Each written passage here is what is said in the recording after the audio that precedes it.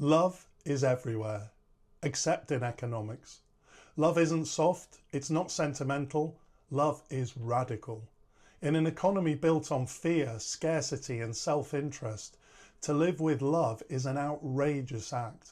Love defies the logic of capitalism, it resists competition, it undoes hoarding, it breaks the myth that there's not enough to go around. Because here's the real threat that love poses to orthodox economics. Love is infinite. It doesn't deplete, it multiplies.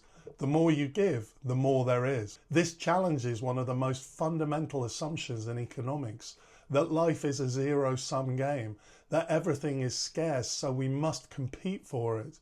Love says otherwise. Love is abundance, not as a slogan, but as a reality. And that's why it's so challenging, existentially terrifying to a system built on lack. Love is the most powerful resource, the most powerful force. It's everywhere, but we don't take it into account in designing economic systems. Typical economic textbooks list 4 factors of production: land, labour, capital, entrepreneurship, but they leave out the most important factor of all: love. Love is a productive force, one that radically transforms what we build, how we work and who benefits. When taken seriously, it reshapes the very foundations of economic thinking. Orthodox economics is misrepresenting reality. Love is present in the unnoticed fabric of daily life. It accompanies us in raising children, in tending the sick, in sitting quietly with the dying. It's there when nurses stay beyond their shift, when neighbours bring food unasked, when a stranger steps forward in a moment of danger. These acts are rarely economically incentivised. They're expressions of something deeper, a force we rarely name in policy, yet rely on constantly. But capitalism doesn't run on love. In fact, it mostly ignores it, or exploits it, or suppresses it. If love became the guiding force of the economy, the current system would collapse. Not because love is weak, but because the system is built to reward selfishness, status and separation. Love would upend that, and that's exactly the point. We're in desperate need of something new. What is love? Love isn't just a feeling, it's a force. It redistributes energy, it equalises power, it moves us beyond self-interest, it softens domination. When you build an economy around love, work becomes service, not compulsion. Time becomes connection, not transaction. Growth becomes healing, not hoarding. Love isn't a luxury, it's infrastructure, as vital to a functioning society as roads or electricity. And it's not naive, it's a design principle, one that we've ignored for too long. The market doesn't do love though. Markets reward efficiency, not care, scalability, not intimacy, profit, not presence. But love doesn't scale neatly. It requires patience, vulnerability, slowness. It can't be automated, outsourced or monetized. In a market economy, love is treated as irrational, a leisure activity or even irrelevant. If economics took love seriously as a real force in human behaviour and social life, its models, metrics and priorities would change completely. Entire areas of care, community and contribution, currently invisible to GDP, would be recognised as central to how economies actually function. Love doesn't distort economics, it reveals what economics has refused to see. This doesn't mean that love completely replaces material prosperity.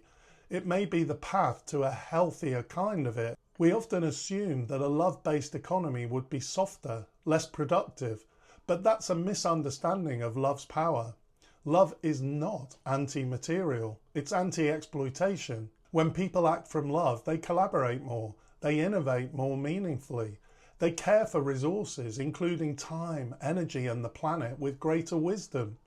In a love-based economy, productivity becomes purposeful, efficiency becomes respectful, wealth is created through contribution, not extraction. This isn't about endless consumption. It's about redefining what's truly valuable and realising that abundance is the result, the consequence of an economy built on love.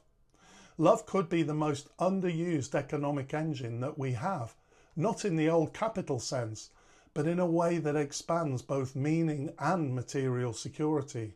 It's not just the heart that flourishes in a love-based system, it's the whole of life, including the material fabric that we depend on. Love isn't just a theory, it already exists in the real economy. Mutual aid networks, cooperative businesses, recovery communities, gift economies, families that share without keeping score.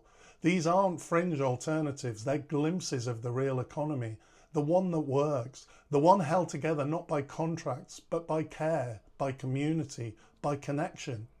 The conventional economy is often extractive, brittle and soulless.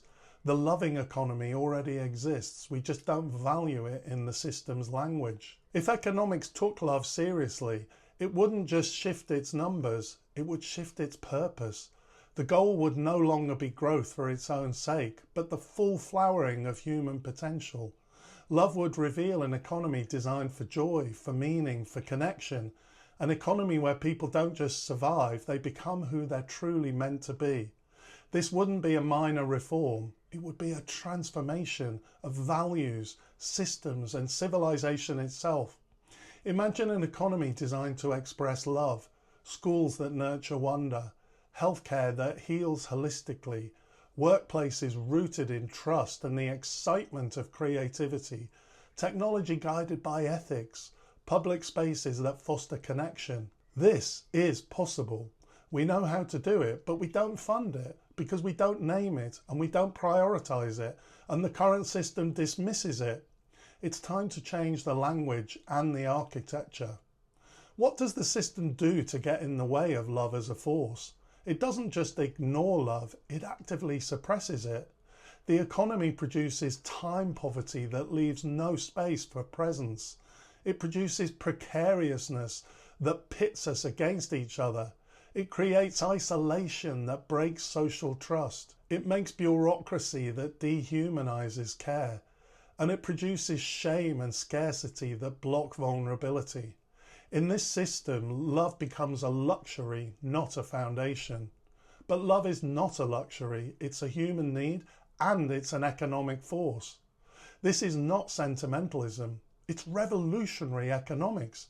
To love in a system that rewards selfishness is an act of rebellion. Love is a resource, a renewable one. It doesn't deplete, it regenerates. And love doesn't just transform relationships, it transforms design, it shapes institutions, it changes everything. If the economy has no room for love, then the economy is too small. It's too limited compared to its massive potential. And we don't need to create a new love political party. We don't need government to do this. Love-based economics begins with you. To love your neighbour, to forgive instead of to dominate, to give without needing control, to choose connection over status. These are personal acts, but they're not private. Every time you act from love instead of fear, you change the economy because you are the economy. So what do we do now? We rewire the system one human act at a time. We stop pretending love is an extra. We stop treating care work as invisible. We start building structures that support what matters most. A new economic system will be driven by the radical activation of love. It's about awakening love and designing systems that allow it to flow. We need to unleash it to build an economy that helps it flourish. Thanks for watching, and I'll see you next time.